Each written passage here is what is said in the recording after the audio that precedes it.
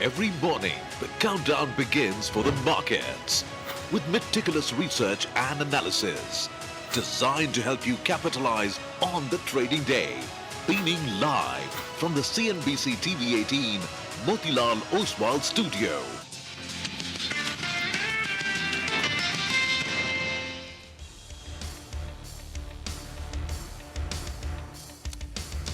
Good morning. You're with us here on a fresh new edition of Bazaar Morning Call. We are coming to you live from the CNBC TV 18 Motilal Oswal studios.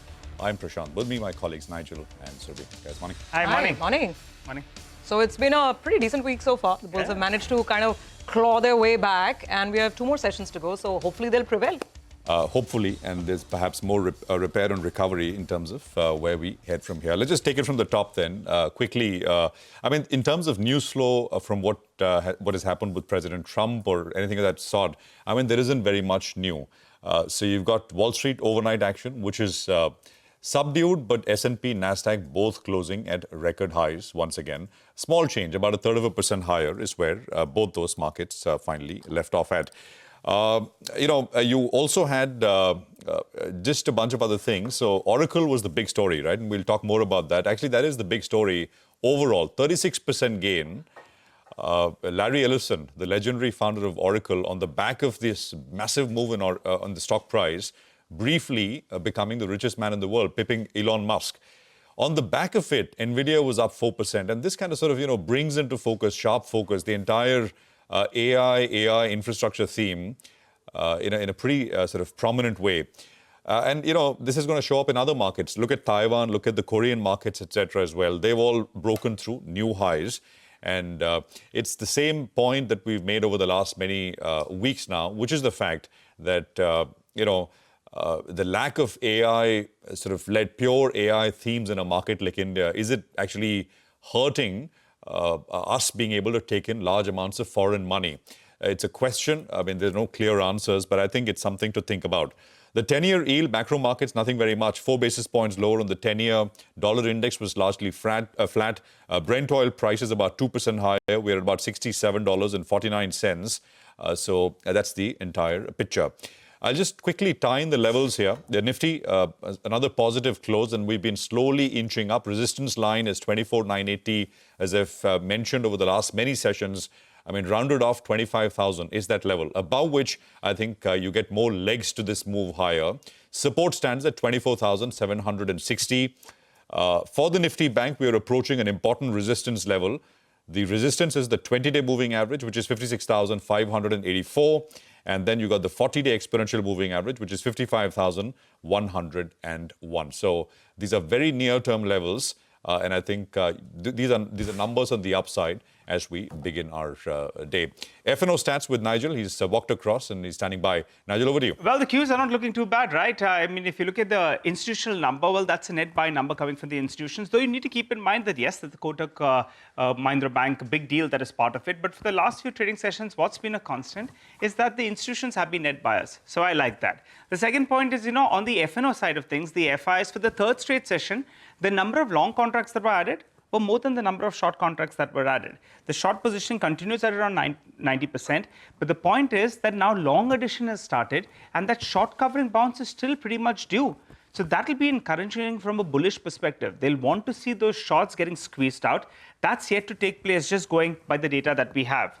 Moving to the Nifty Bank. In yesterday's trading session, after a while, we did see a bit of a short covering bounce did come into play. And I say that because the Nifty Bank ended higher. We came off a little bit from the top, but there were first signs that on the Nifty Bank itself, these shorts are covering out. Remember, when we talk of short positions getting added on index futures, bulk of it was getting added in the Nifty Bank. So now there are some signs that the Nifty Bank, those shorts, they are scrambling for cover after seeing a good run in the last 45 days or so, because shorting the Nifty Bank has made you money. Now those shorts are squeezing out a little bit. Moving to the options data. The 25,000 call and the 25,000 put.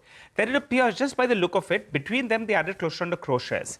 The combined premium out there on an average will be around 250 rupees or thereabouts.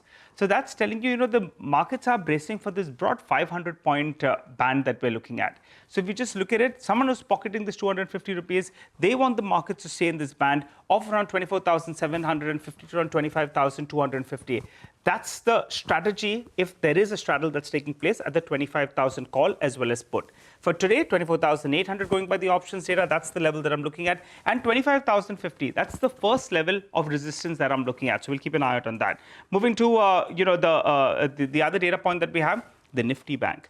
Yesterday, it went to the 20 DMA. It couldn't cross the 20 DMA. It's important that today on a closing basis, you get past this level of around 54,700 because that level is getting a little bit rejected. So you'll want the Nifty Bank to conquer this mark. Important trigger to track. Stocks that I'm looking at for today, RBL Bank. If you look at yesterday's intraday chart, intraday there was a sharp dip. And then that dip got bought into. And the stock continues to remain in the F&O band. So there is a good amount of open interest build-up that we're seeing on that particular name. I'll continue to keep this stock on the radar because it still has a few sessions to go before it can come out of the F&O band. Though yesterday there was some shedding.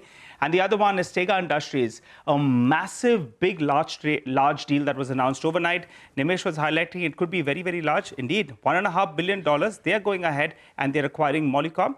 It puts the company in another trajectory for the next few years, but maybe, just maybe in the near term, the street could think that they're looking to bite too big. So we'll have to see the stock reaction. Keep in mind, last 6 months, stock is already up 55%. So longer term good, maybe in fact in the near term, there could be a bit of an overhang because of the leverage on the books. So we'll keep an eye out on this one.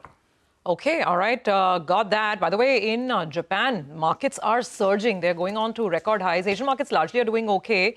The specific headline out of Japan is SoftBank. Thanks to Oracle's overnight dramatic run-up, SoftBank shares are rising 10% because remember, OpenAI, Oracle and SoftBank, a lot of these entities come together in the Stargate program when it comes to AI infrastructure. So, well, a lot of excitement across many of the regional markets. The Hang Seng is actually a little quiet, down about 1%.